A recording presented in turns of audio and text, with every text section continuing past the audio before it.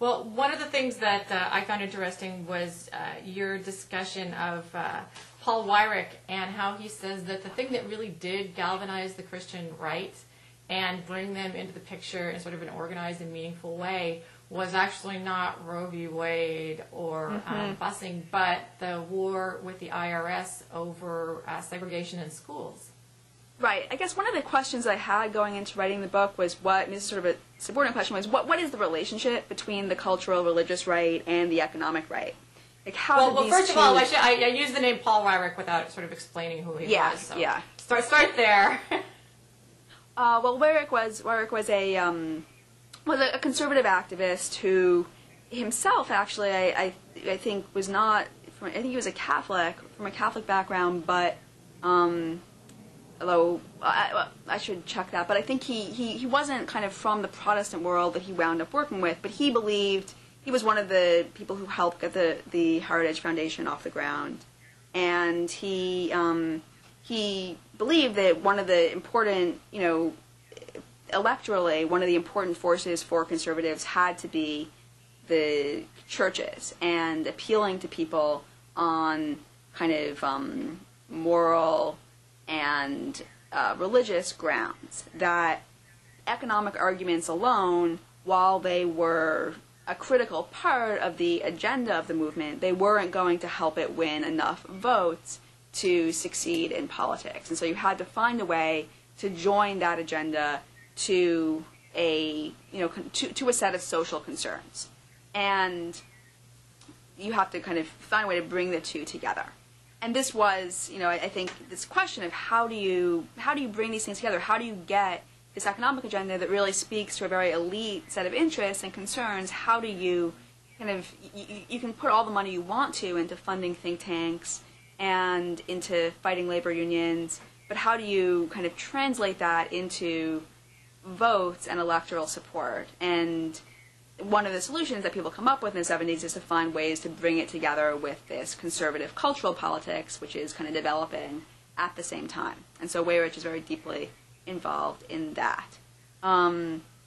So the IRS and the schools, well, I guess one of the questions I came in also was this question of how do you bring these two forces together? And in the 70s, it's very interesting. I think one of the things that we kind of forget when we look back on the period is how the religious right in its early years, when it's getting off the ground in the 70s and in a kind of broader way than it was ever able to before, with the leadership of people like Jerry Falwell, they really framed what they were doing in defensive terms, rather than just saying we need to control the state because we want to kind of legislate morality, because we want to make a more moral society, because we want to end abortion and we want to stamp out homosexuality. I mean, those are parts of its agenda, but it also very much kind of frames itself by saying we need to resist oppressive state power. The state is actually interfering with our institutions, and we need to fight that. So it has a kind of anti-government slant to it, which is one of the things that enables these activists, I think, to work with the business activists in the end, to kind of form a common alliance with them.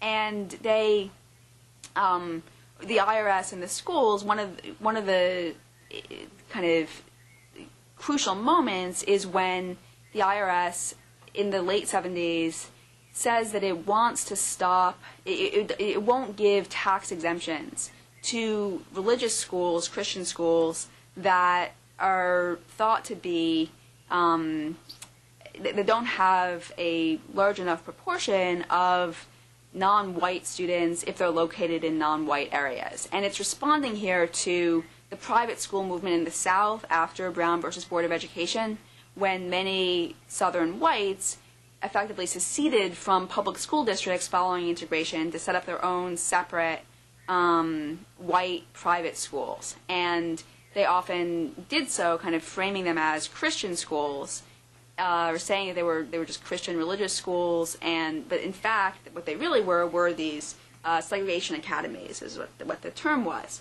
So the IRS, kind of pushed by the civil rights movement, is seeking to prevent this practice in the late 70s. And tries to remove this tax exemption from schools that are thought to be actively engaged in segregation politics. And it's met with a huge response, from Christian conservatives who, say that they're being unfairly lumped in with segregation academies, or also just say it's not appropriate for the federal government to kind of intervene in school policy in this way, and they're really just trying to take away tax exemption for religious schools in general, and this is part of the anti-Christian, bureaucratic state and liberal government more generally, so we need to resist this. So that's kind of what that battle is about, and I think it's important because it's these early this early moment of the moral majority and the Christian right. People are really they put their program out there in ways that make it possible for them to create an alliance with the business right is really, that they find ways to, present themselves as anti-government as much as anything else. So it's not, then, it's not just about abortion politics and sexual politics, but also about state power. Well, it's interesting because you talk about sort of the compromises that get made in order to keep this alliance together.